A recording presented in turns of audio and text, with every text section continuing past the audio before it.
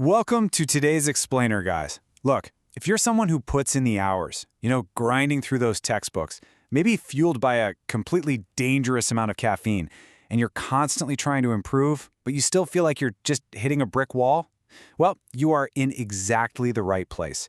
Today, we're taking a deep dive into the actual mechanics of learning. We're going to completely deconstruct study burnout and look at how to genuinely hack your learning process, all based on some incredibly insightful source material.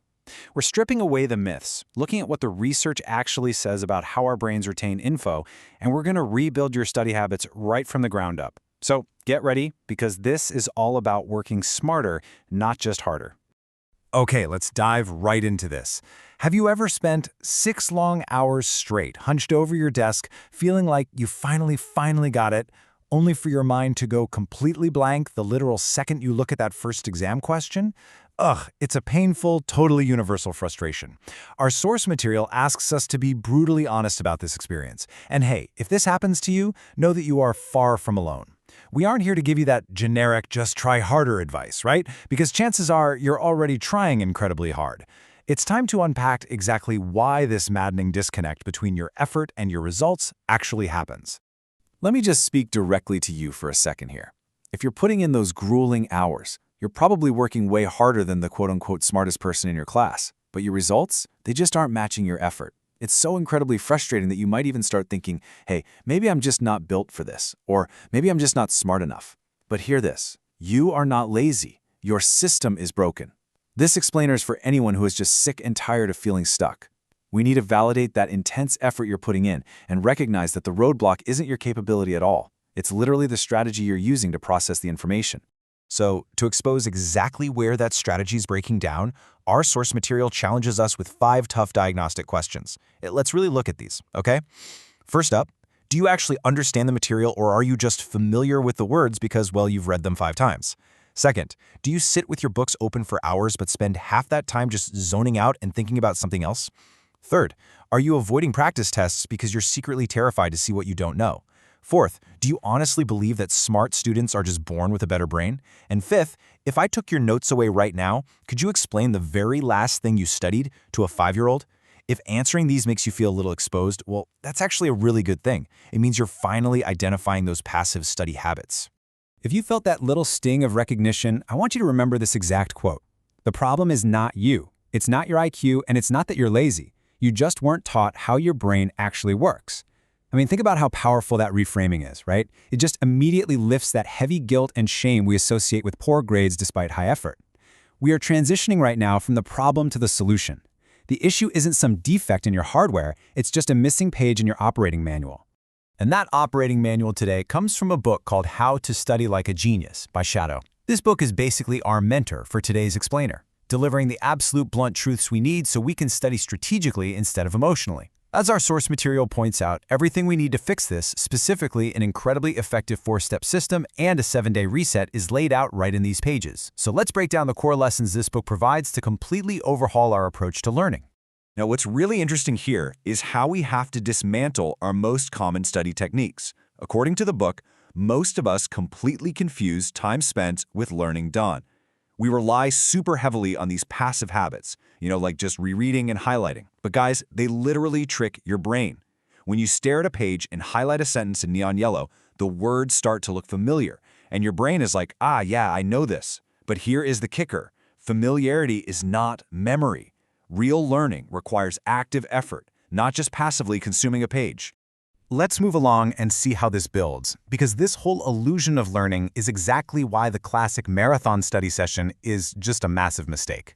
I mean, we've all been guilty of it, right? But the book explains that sitting there with your books open for 6 hours straight completely ignores the fact that your brain has a very limited working memory. When you overload it with this continuous fire hose stream of data, everything just spills right back out. It literally cannot hold it all. Instead, doing short, hyper-focused bursts of 30 to 60 minutes is way more powerful than pulling some miserable all-nighter. It actually respects your brain's biological limits. So the crucial point here is how we actually view testing. We so often take this fear-based approach, totally dodging practice tests because we treat them as some kind of final judgment, right? Like it's just a way to get a grade that exposes our ignorance. But testing yourself is actually a vital learning tool. The source explains something absolutely fascinating here. That awful mental struggle you feel when you're desperately trying to remember a fact. That isn't a sign of failure. That struggle is literally the exact moment your brain is successfully building a permanent connection. If your studying feels perfectly easy, you probably aren't learning much of anything at all. And this brings us right to a major mental roadblock, the whole myth of natural talent. It's so easy to look at the top performers in your class and just assume, oh, they just won the genetic lottery. But this book clearly shows that genius-level learners are not just born lucky. They don't have some magical brain. They simply utilize better systems. They break complex subjects down into these incredibly small, digestible chunks, and they use a technique called spaced review to make sure they never forget what they've learned. The takeaway here is profound and honestly super encouraging. Skill and systems beat raw talent every single day of the week. So, to actually put this into practice, the book outlines the ultimate test of mastery. It goes like this. Step 1, you learn the concept. Step 2, you explain it simply, like you were teaching a 5-year-old. And step 3, you identify exactly where you stumble. The source material emphasizes that if you can't teach a concept to someone else in plain English, you haven't actually mastered it yet. And why is this so effective? Well, because the very act of teaching forces your brain to expose its own blind spots. You can't hide behind a bunch of complex jargon when you're talking to a 5-year-old, right? You either deeply understand the core mechanics or you just don't. All of this points to a really deep psychological truth outlined in our source material. We often choose those quote-unquote easy study methods, like passive rereading and endless highlighting, because they successfully reduce our anxiety in the short term.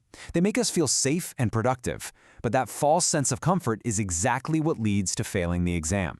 To succeed, you literally have to embrace the discomfort of active recall. You've got to stop blaming your brain for not being a supercomputer and start working strategically within its natural limits. You are capable of so much more than you think, provided you use a system that actually respects how your mind functions.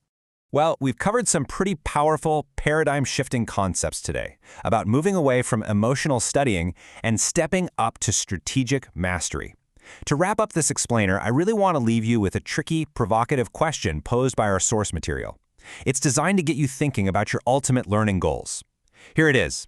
If you could download one single subject or skill into your brain instantly, right now, what would it be? Think about your answer to that, and let it fuel your next, highly structured 30 to 60-minute burst of active study. Thanks so much for joining me. Keep on learning, and I'll catch you next time.